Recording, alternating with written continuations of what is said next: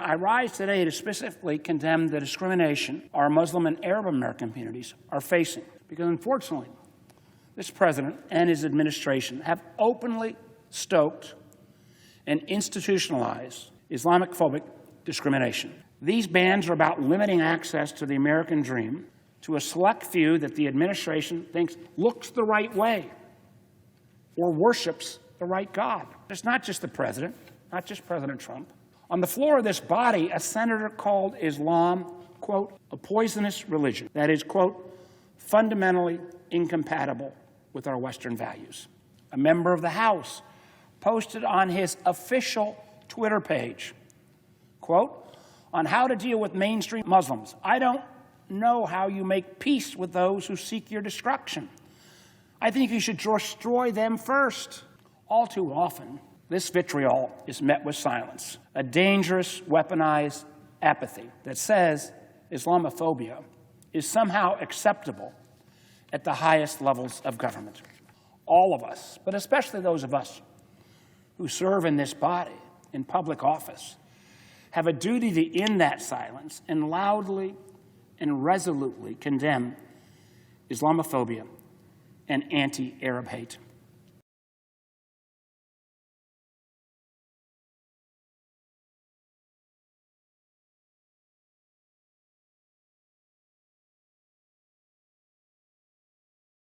If we can take the Ayatollah down, who has American blood on his hands, who is the largest state sponsor of terrorism, who funds Hamas and Hezbollah, then we'll have a completely new Mideast, the biggest change in the Mideast in 1,000 years. Into preferences of the president. This is about whether the Fed will be able to continue to set interest rates based on evidence and economic conditions, or whether instead monetary policy will be directed. This is about whether the Fed will be able to continue to set interest rates based on evidence and economic conditions, or whether instead monetary policy will be directed by political pressure or intimidation.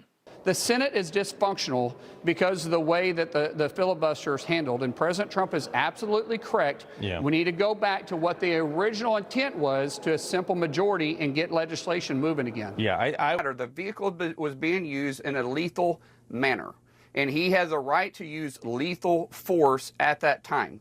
Now it's hung up over in the House of Representatives by Republicans, and Donald Trump has not lifted a finger to get that bill through, to get housing supply expanded, and to help push down costs.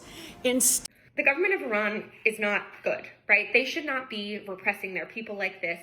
The Iranian people have the right to take to the streets, to make their voices heard, to protest without retribution and violence.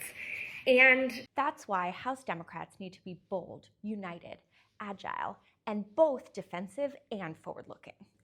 I think one thing that's important to note is that ICE doesn't have a local law enforcement mandate. They are actually not allowed to just stop cars. They are only allowed to deal with immigration enforcement. And so the quicker we can get in and get to remove these dead trees and get them out of there so we don't have more ignition sources will help. And there's a lot within this bill that absolutely will help support that initiative. The Colorado